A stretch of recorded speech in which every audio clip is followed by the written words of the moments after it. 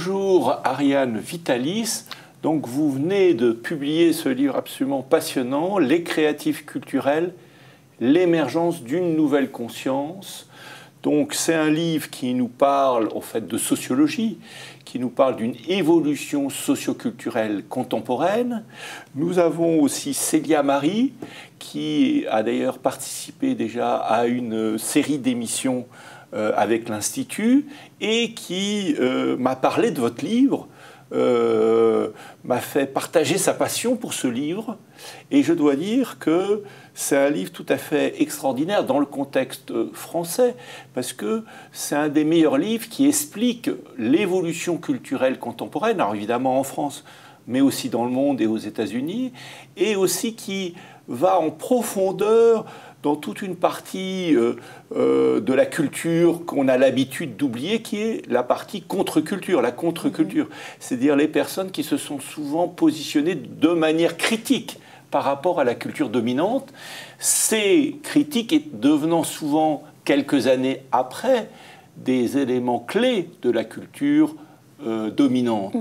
Donc, en fait, vous reprenez les travaux de sociologues et vous les explorez. Alors, on va, dans cette vidéo, explorer déjà un peu votre parcours et pourquoi vous êtes intéressé à ce sujet.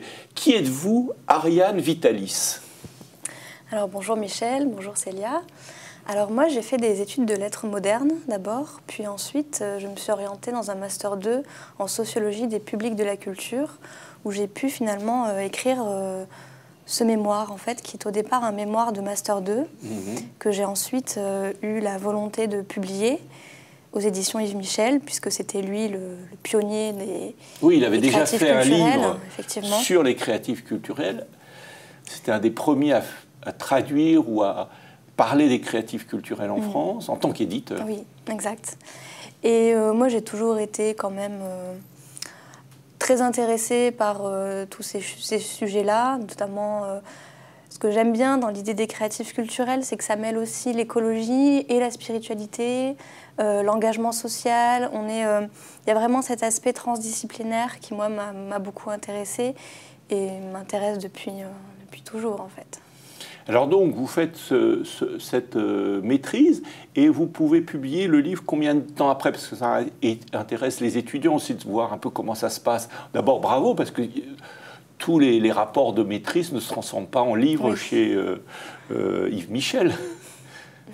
C'est très difficile de publier déjà. Oui. Ça a été difficile pour vous? Vous avez pas trouvé l'éditeur? Ça a été très limpide en fait, parce que j'étais assez contente du résultat. Bon, c'est sûr que si j'avais pas apprécié ce que j'avais écrit, je ne me serais pas lancée là-dedans.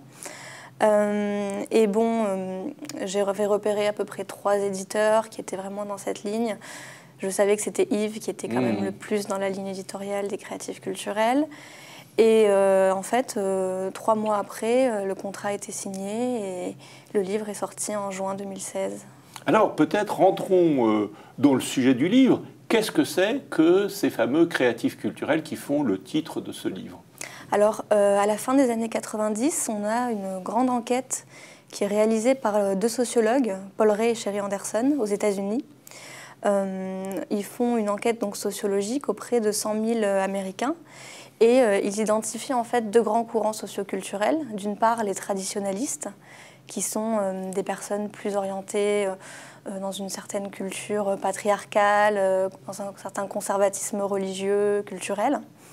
Et de l'autre côté, les modernes, qui sont au contraire plus, on va dire, dans une vision matérialiste, individualiste, dans la culture capitaliste en fait, actuelle. Et ils se rendent compte qu'au-delà de ces 2 courants, on a en fait une 3e voie qui, depuis quelques décennies, émerge. Et ils les appellent les créatifs culturels. Alors en fait, les créatifs culturels, ils les définissent autour de 4 pôles de valeurs, qui sont d'une part l'écologie, incluant la médecine douce, la consommation éthique, responsable. Ensuite, la spiritualité. Donc là, c'est tout ce qui touche finalement à la connaissance de soi, au développement personnel, à l'introspection.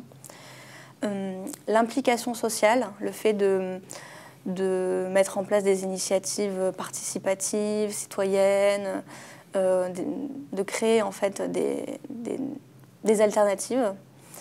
Et enfin, ce qu'ils appellent les valeurs féminines, c'est-à-dire tout ce qui touche en fait à l'empathie, la compassion, l'écoute. En 2007, on a une autre enquête qui paraît en France, aux éditions Yves Michel, qui rajoute 2 pôles de valeurs, qui sont l'être sur le paraître et l'avoir, et l'ouverture multiculturelle. Voilà. Donc ça, c'est un petit peu la base de toute cette réflexion autour des créatifs culturels au niveau des enquêtes. Et Célia, alors pourquoi vous vous intéressez aux créatifs culturels, vous? Moi, je m'intéresse aux créatifs culturels parce que je crois que c'est vraiment la culture, en fait, qui est à la base du changement politique que tout le monde attend aujourd'hui par rapport notamment aux défis du changement climatique, de la protection de l'environnement. Donc en fait, c'est comment on peut redonner sens à notre réalité et construire un nouveau paradigme qui puisse nous permettre de rentrer dans l'action pour prendre un tournant, changer de direction au niveau sociétal. Très bien, alors on va creuser cette idée des créatifs culturels, on va essayer de comprendre, et votre livre nous aide énormément à comprendre d'où sortent les créatifs culturels, parce que vous faites aussi le lien avec les vagues culturelles, les vagues d'évolution socioculturelle qui ont eu lieu avant et qui amènent petit à petit aux créatifs culturels. On va parler aussi du futur des créatifs culturels.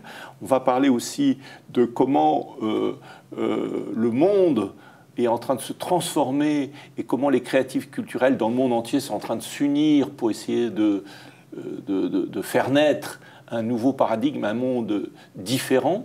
Tout ça dans les prochaines vidéos. Merci beaucoup de cette petite introduction et on est complètement passionné de savoir la suite.